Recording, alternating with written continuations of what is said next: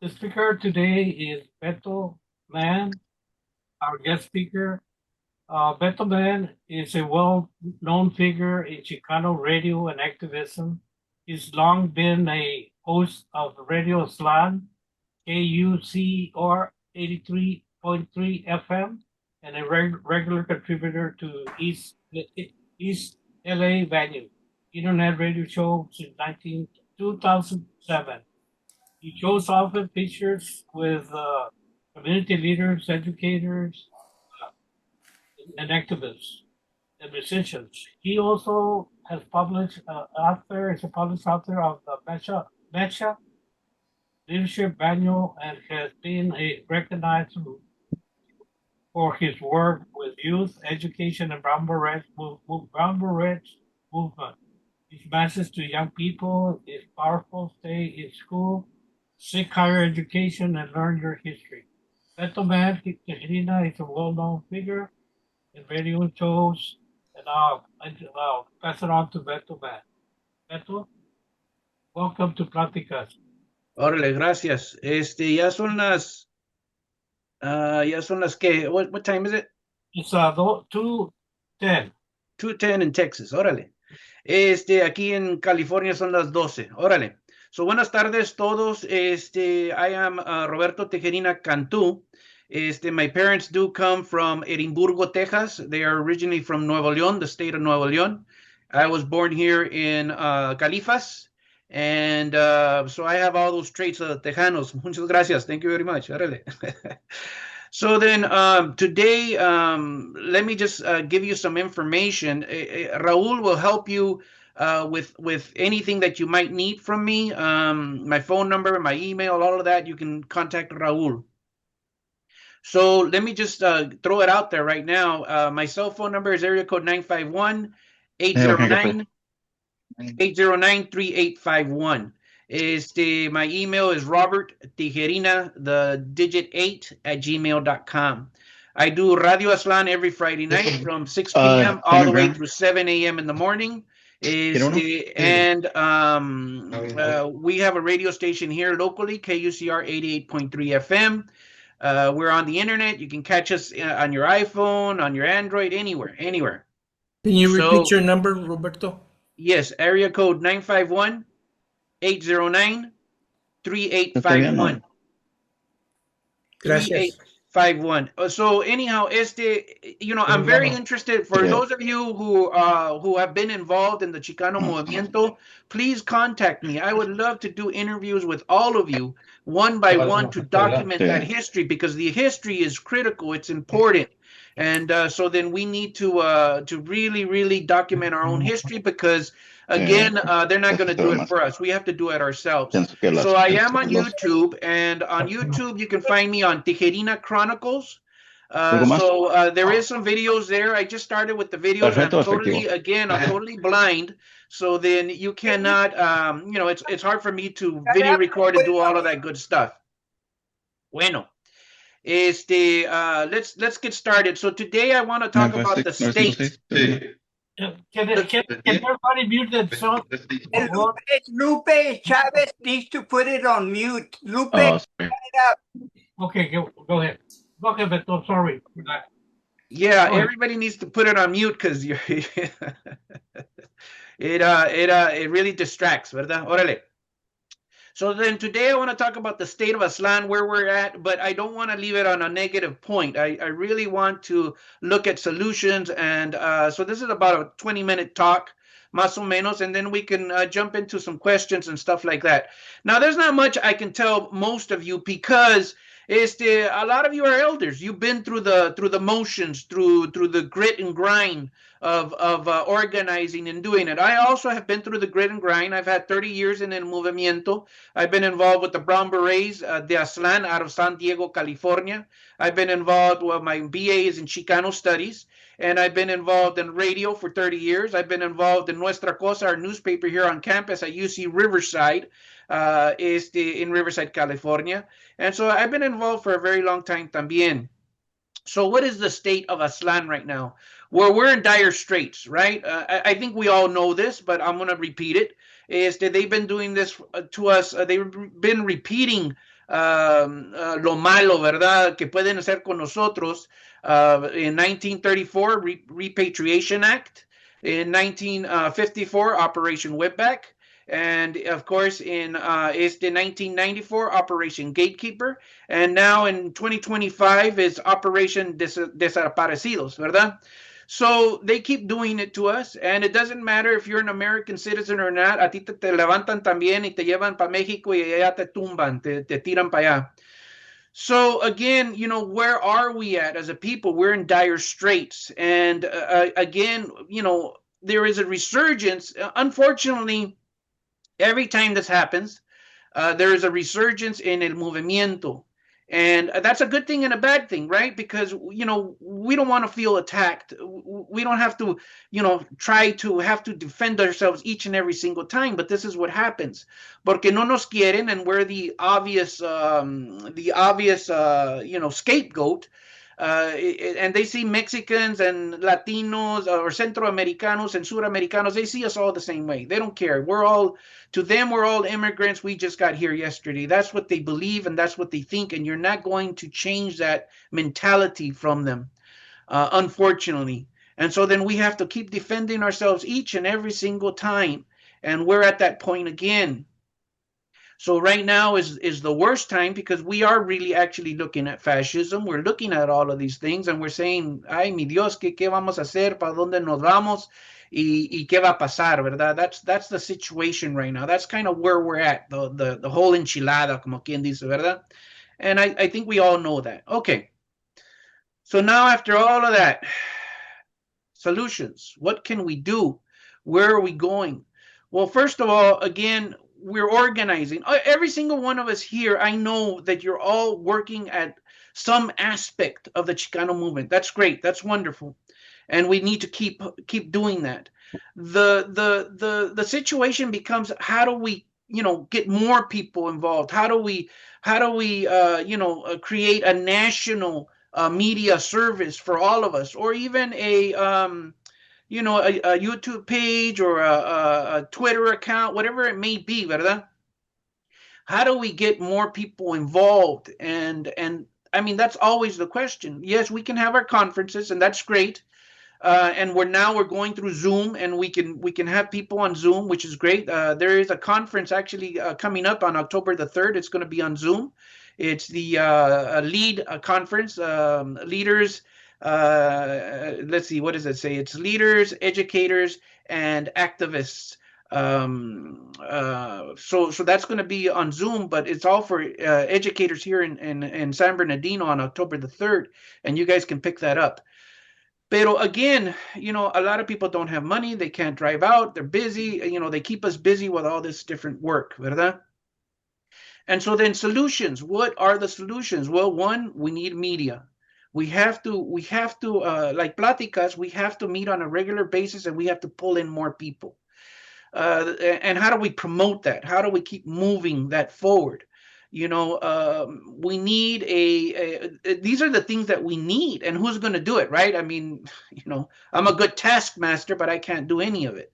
We need a radio and journalist and media organization to bring it all together, so that we're all contacting each other. We all know each other's names. We all have each other's emails. We all have each other's phone numbers. That's the critical thing también. And so what can you do at home? Well, again, you know, yes, we're in the Chicano movimiento, but a lot of times we don't teach our own kids. You know, they're off doing this, they're off doing that, and that's great. That, you know, they're becoming assimilated, which is, you know, it's you know, it's okay, but the whole point is acculturation. We need to acculturate. We need to teach our youngsters que son Chicanos, you know, that they're not American citizens. They're never going to be an American citizen. Why? Well, what I just mentioned earlier, Repatriation Act, Operation Whipback, they're always going to come after us no matter what. So you're never going to be an American citizen. I'm sorry, no te quieren, because you're brown, because you speak Spanish, because you're Catholic, because whatever reason, because you fly the Mexican flag, lo que sea, there's always going to be a reason, and that's the problem, ¿verdad? So then solution at home is to have at least once a month having movie night. Pick a movie of the civil rights movement, or something that is very, very positive, talking about culture, talking about tradition, talking about something, and bring the entire family together. But I know that a lot of you are elderly, and this is important because a lot of these kids no saben nada. They no saben nada about the Chicano movimiento. They've never gotten involved. They see it as something antiquated, something old, something that doesn't work anymore. But look at us. We're all here today. We're all talking. We're still on that same vibration, that same frequency that keeps us going, that gives us energy, that gives us power, ¿verdad? And so it's critical and it is important. And so then, pick a movie like Malcolm X and sit down with all the kids, all the grandchildren, and take away all their phones, turn off all their phones, put them in a bag somewhere, and have them watch the movie Malcolm X. Have them watch the movie, whatever movie you pick, ¿verdad? Something about the civil rights, something that shows them that there is discrimination. Maybe it hasn't hit your family yet, ¿verdad? We all have someone or something that it has hit, ¿verdad? But until it hits our family, no se prende el foco in our kids, ¿verdad? Well, I've never been stopped by cops. Well, that's nice, ¿verdad? Pero if you're a cholo and you're driving in the streets and you have a lowrider, te paran cada ratito. So you are discriminated. You just haven't felt it yet. I had a compañero that came here to UCR, middle class, doing very well. And, he wanted to start a fraternity. God bless him. That's great. Pero until the police got him one night and beat the crap out of him, then all of a sudden, the next day, he was a Chicano. And it's unfortunate that we have to go through these things. Pero sometimes that's what it takes in order to wake up people. My brother was abused by the police, or they discriminated against my migrant father. Whatever it may be, until it hits you at home, then you start realizing and start seeing that this does affect you. The politics does affect you, ¿verdad?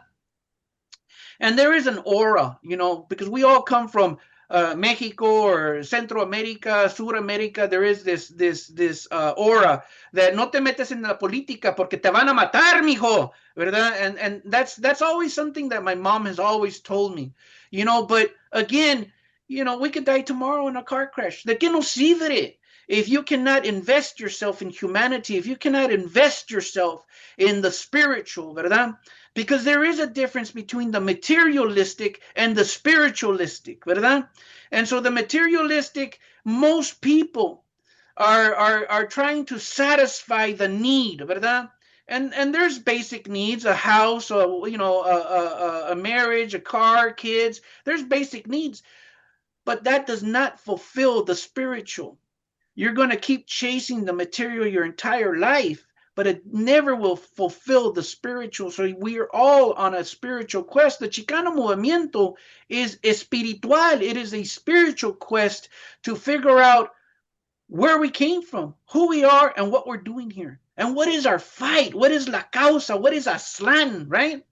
And so then again, we have to break down these terms to our children, right? We talk about a family night, a movie night with kids, with our grandchildren, with the entire family, But then we also have to break down terminology. What is Aslan? What is the Chicano movimiento?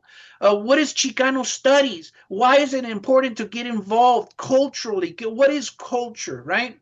And so we break down culture into two different segments. We can break down culture. Culture, the traditional, and culture, the spiritual, ¿verdad? So cultural, the traditional is the materialistic, right? I like ballet folklorico. I want to learn how to dance. I want to learn how to play the guitar and sing corridos. I want to, become part of a mariachi group. That's wonderful. That's great. But there's also the cultural, the spiritual, ¿verdad? And that is the heritage, the lineage of our people. Where are we? Where are we going? What is our future? What are we planning? So there is a difference between both. I call one the pan dulce. It's the sugar. That we love the tradition. We love Linda Ronstadt. The canciones para mi padre, right? And that's great. But then we have the carne asada, and I call that the spiritual, the cultural spiritual, ¿verdad? Where this satisfies our soul, this feeds our soul. This is the long-term agenda of our gente. What is Aslan, right? Who were the Aztecas? Why are they being downtrodden today? Why is Aslan looked at as a bad thing? We have our responsibility as Chicanos is to defend the word Aslan, to defend the word Chicano, because they're trying to erase us. Okay, so now we're invisible as it is, as a people. But they're trying to actually erase us now, right? Erase Chicano studies, erase, that history, because we're starting to make a dent. And we're becoming the majority in Texas, in California. We are becoming the majority y tan asustados. So what they want to do right now, the Supreme Court, the orangutan president, what they want to do is they want to rewrite the rules. That's what they want to do. And they want to rewrite the rules, not just here in the United States, but around the world. So that's kind of where we're at in general, ¿verdad? So solutions, what are our solutions? What can we do to change? Again, sometimes we have to go back to the parks. We have to go back to the parques and start having these rallies, even if it's local community, because we have more control regionally, ¿verdad? In our own community than we have statewide. So that's another thing we can do, a solution. The other thing, again, is the statewide, right? What can we do statewide? We can have a massive march. Cesar Chavez, Reyes Lopez Tijerina, Corkin Gonzalez, they all had these marches, and they would march to the state. From wherever location, 2 miles, 10 miles, 15 miles, whatever it takes. The Brown Berets had La Reconquista. They marched. So sometimes we have to go back to the basics, because that's what works. And that's what draws in people.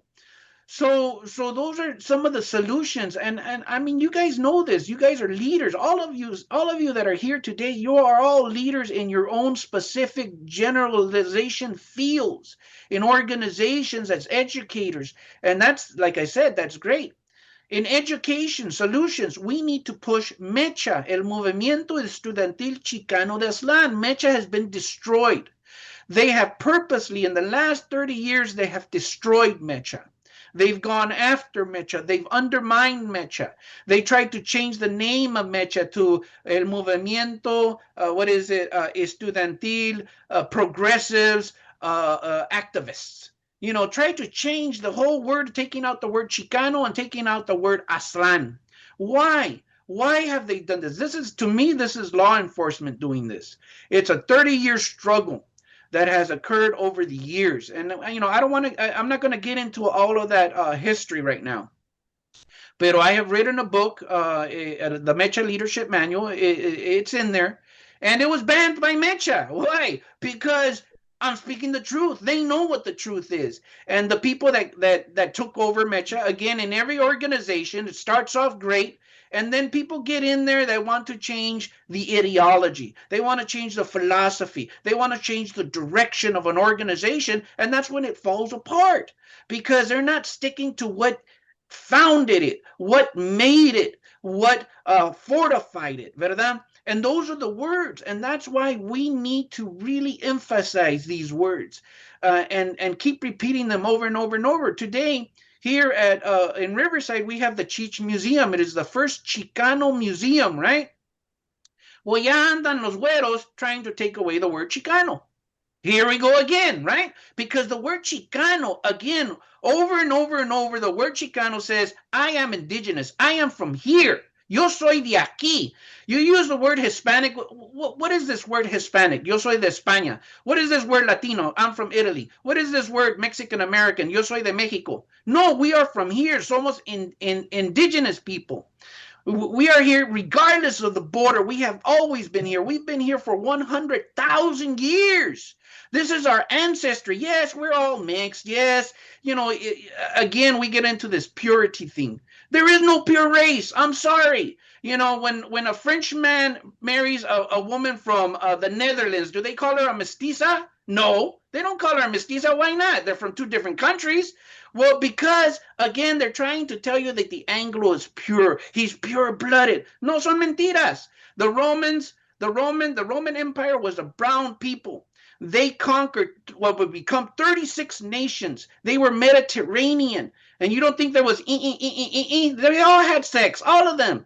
They were raping, they were pillaging, they were getting married. And then again, who was it? The Huns. The Huns were mongrel people. They were Chinese people. They came all the way from Asia and they conquered Europe for 70 years. You don't think there was? Of course there was. And then, of course, there was the Moors. The Moors were Muslim people. They were black people. They conquered Spain and Portugal. And you don't think there was? For 800 years they were there. And you're going to tell me that the white people are pure. No, they're not. Son mentiras. But así nos tienen trying to make us believe that we're half-breeds, that we're